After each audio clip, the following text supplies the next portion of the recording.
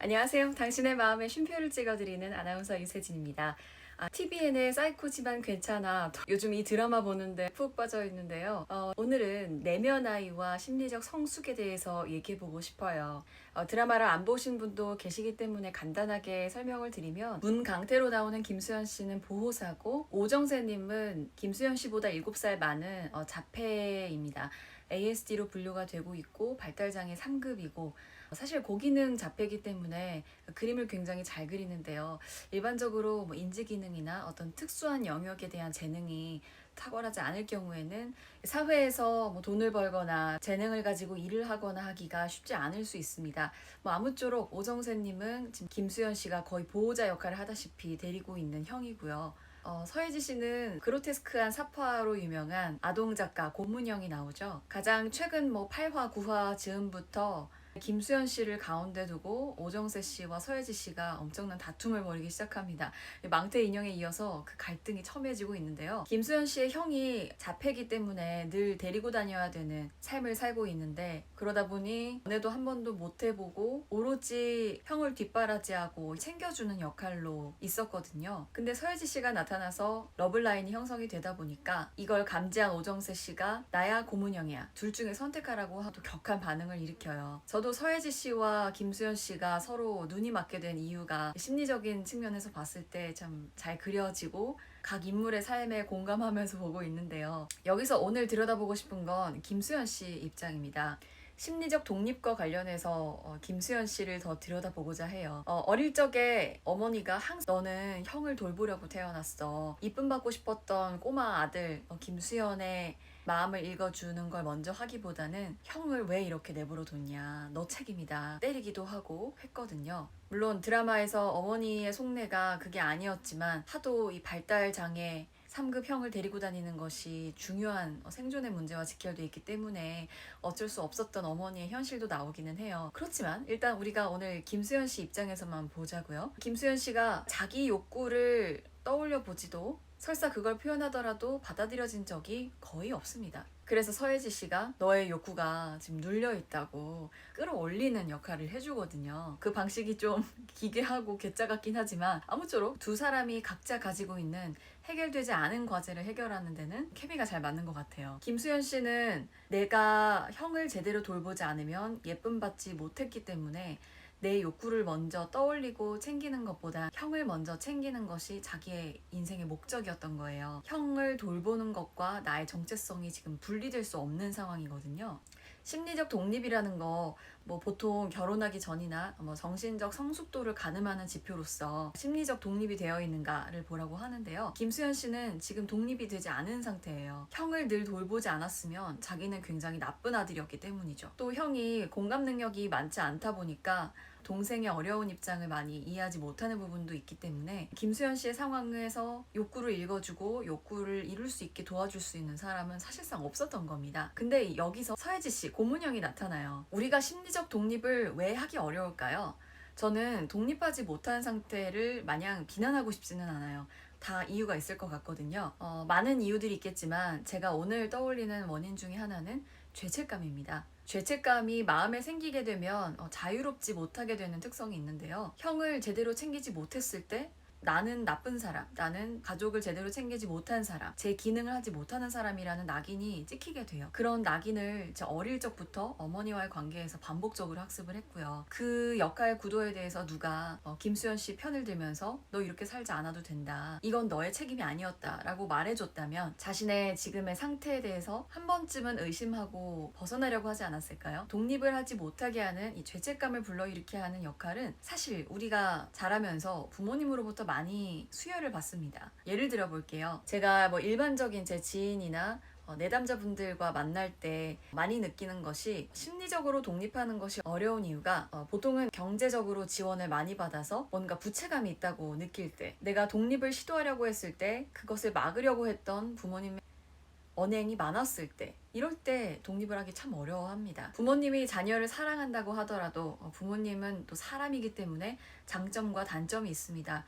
또 이 부모와 자녀 간의 케미에 따라서 누군가에겐 장점이 될 수 있는 점이 단점이 될 수도 있고요. 근데 일반적으로 부모가 자녀가 하고 싶은 것을 자유롭게 스스로 생각하고 떠올려서 부모에게 요청을 하고 그것을 이제 부모님이 가능한 현실 범위 안에서 해줄 수 있도록 이렇게 환경을 마련해주고 너 할 수 있어. 해봐. 엄마가 아빠가 너 못하더라도 괜찮으니까 다시 돌아와 도와줄게. 나는 항상 너 편이야. 이런 식으로 말해주지 않고 좀 비난을 한다거나 뭐 돈줄을 끊는다든가 이유 없이 혼낸다든가 감정의 쓰레기통으로 자녀를 삼는다든가 이런 패턴들이 반복이 되면 자녀는 부모에게 죄책감을 가집니다. 왜냐면 언어도 발달되지 않았고 내가 어떤 사람인지 정체성도 다 확립되지 않은 상태고 특히나 경제적으로 지금 능력이 없는 상황이기 때문에 부모에게 맞설 수 있는 도구가 별로 없어요. 나는 어떻게든 이 집에 붙어 있어야 되고 부모님으로부터 일정 정도 지원을 받아야만 잘 성장할 수 있고 그렇기 때문에 부모가 건강하지 않은 방식으로 나에게 반응을 했을 때 내가 그러지 말아야겠다라는 죄책감을 가지게 됩니다. 일종의 부채감이죠. 그리고 그 죄책감은 어떤 생각들로 치환이 되냐면 공부를 더 열심히 해야 돼. 성적이 더 떨어지면 세상이 어떻게 될 것 같아. 사람이 공부를 해야지 저렇게 대충 살아도 되나? 이렇게 남을 비난하기도 하고요. 많이 보이는 패턴 중에 하나로 부모님이 나를 잘 길러주시고 입혀주셨는데 내가 그럼에도 나의 현실을 모르고 계속 투정을 부리고 있는 것 같다. 라고 말을 많이 하게 됩니다. 이거 부채감이에요. 죄책감을 받고 계신 거 맞아요. 부모님께서 그럴 의도가 있으셨던 건 아니겠죠. 은연중에 자녀에게 그런 영향이 갔을지 미처 모르시는 부분들도 많으셨을 거예요. 아무쪼록 심리적 독립을 하기 어려운 상황은 이렇게 전개가 된다는 겁니다. 그런데 이 상황에서 고문영 작가가 나타났죠. 고문영 작가와 김수현 씨가 사랑에 빠지니까 나야 고문영이야. 둘 중에 선택해. 이때 김소연 씨가 당연히 형이지 라고 말을 합니다. 그런데 고문영에 대한 사랑이 지금 꽃피고 있잖아요. 정말로 원하는 것은 고문영과 사랑에 빠져서 자유로운 행복한 삶을 사는 건데 지금 형이 걸림돌이 되고 있거든요. 형을 놓으면 과거에 어머니가 나를 때리고 혼내셨던 것처럼 나쁜 자녀가 되기 때문에 절대 끊어내기도 어려운 것입니다. 아마 고문영 작가에게 많은 용기와 사랑을 얻게 되면서 형과 끊을 수 없었던 심리적인 굴레를 이제 끊으려고 과감한 선택을 하지 않을까 싶은데요. 엄청난 활화산이 폭발할 것 같다는 조짐이 있는데 그렇다면 어떻게 심리적으로 독립할 수 있을까요? 여러 가지 방법이 있겠지만 내면 아이를 들여다보는 작업이 도움이 될 수 있습니다. 우리가 뭐 20대, 30대, 40대, 50대 나이를 먹어가고 겉모습도 신경 쓰니까 굉장히 멋있어 보일 수 있지만 우리의 심리적 나이는 실제 현실의 나이와 아주 큰 차이가 날 수 있습니다. 내가 마음의 사슬을 끊고 독립하려고 할 때 좌절되었던 경험, 그 경험이 있었던 시기로 돌아가서 내가 그 어릴 적의 나와 대화를 해주는 작업을 하는 것입니다. 그 내면 아이는 내가 가지고 있는 여러 심리적인 상처에 따라서 나이가 다를 수도 있어요. 그래서 에피소드를 탐색을 하고 관련된 감정을 느껴보면서 지금 나이가 든 내가 그 어릴 적에 서러웠고 힘들었고 참아야만 했고 원하는 것을 하지 못했던 그 아이에게 직접 말을 해주는 작업을 하는 겁니다. 김수현 씨로 예를 들어볼까요? 아마 제 기억으로 드라마에서도 초등학교 저학년 때부터 형의 보호자 역할을 했던 장면들이 나왔던 것 같은데요. 비가 많이 내릴 때 오정세 씨 형을 우산으로 받쳐줍니다. 김수현 씨가 나도 같이 쓰려고 따라갔지만 이렇게 다른 쪽에 비가 맞으면서 소외감을 느꼈었거든요. 아마 김수현 씨가 엄마에게 여러 번 항의를 했을 거예요. 근데 그게 좌절됐죠? 좌절됐다면 마음이 어땠을까요? 서럽고 슬프고 나는 버림받은 아이 같고 이렇게 형을 돌보지 않으면 사랑을 받을 수 없는 아이여서 슬프고 인생이 저주를 받은 것 같이 비참하게 느껴지기도 하죠. 이미 김수현 씨의 어머니가 세상을 떠났기 때문에 어머니와 직접 그 문제를 해결할 수는 없지만 상담에서는 내담자분과 상담자가 그 어린아이로 같이 돌아가는 작업을 합니다. 상담사도 참 힘들고 외로웠을 어린아이의 마음을 같이 느끼고요. 직접 내담자가 그 꼬마 아이가 어떻게 느껴졌는지 느껴보고 그 감정에 머물러 보도록 권합니다. 그러고서 현재의 내가 과거의 그 상처받았던 나에게 어떤 말을 해주면 좋을지 물어보는 작업을 하는데요. 처음에는 무슨 말을 해줘야 될지 내가 그런 방법을 몰랐기 때문에 현재에 나가 있으므로 좀 어려워하실 수도 있어요. 그럴 때 상담자가 도와드리기도 하고요. 상담자분이 직접 말을 건네기도 하고요. 이 상처받은 내면 아이는 여러 번 오랜 시간에 걸쳐서 출몰합니다. 몇 개월밖에 안 걸릴 수도 있지만 수년, 10수년 이상 걸릴 수도 있고요. 내면 아이가 달래지고 치유가 돼서 심리적인 독립을 가늠할 수 있는 기준이 있다면 그런 감정이 많이 떠오르지 않게 될 때까지라고 할 수 있을 것 같습니다. 그 얘기를 해도 좀 해결이 안 된다면 그만큼 나에게 강렬한 상처였다라는 뜻일 수 있거든요. 그래서 누군가와 그 얘기를 계속 털어놔서 더 이상 얘기를 하지 않아도 될 정도로 질린다. 더 이상 그 아팠던 기억이 떠오르지 않고 여유 있게 추억을 할 수 있다면 아마 좀 심리적으로 더 자유를 얻게 되셨다는 증거일 수도 있어요.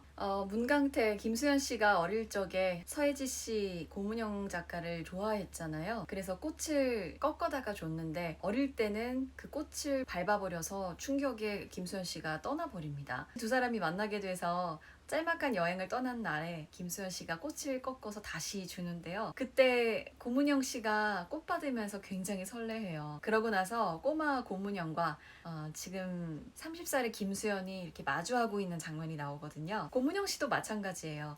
부모님에게 받지 못해서 성격이 괴팍해졌는데 간절하게 받고 싶었던 사랑, 애정 그걸 지금에서야 받기 시작한 거거든요. 아마 그런 사랑을 받고 싶은 마음이 꼬마적 나이에 머물러서 정지돼 있었을지도 모르겠어요. 설사 서혜지 씨가 30살이라고 해도 실제 심리적인 나이는 초등학교 저학년에 머물러 있었을 것 같습니다. 두 사람이 서로 미해결됐던 과제들을 해결하는 순간이 드라마에서 나타나니까 아마 두 사람은 이제 앞으로 더 심리적으로 독립해가는 모습을 보여주지 않을까요? 여러분은 내 나이가 어딘가에서부터 멈췄던 것 같다. 내가 나에게 해주고 싶었던 무언가를 해주지 못한 채로 꽤 시간이 흘렀다라고 느끼는 어떤 경험이 있으세요? 그 경험이 만약 떠오르신다면 내면 아이와 작업해보는 거 해보시면 좋을 것 같습니다. 오늘은 내면 아이와 연관지어서 짤막하게 설명을 드렸지만 부모가 어떤 특성을 가지느냐 자기애적인 성격과도 아주 밀접한 관련이 있습니다.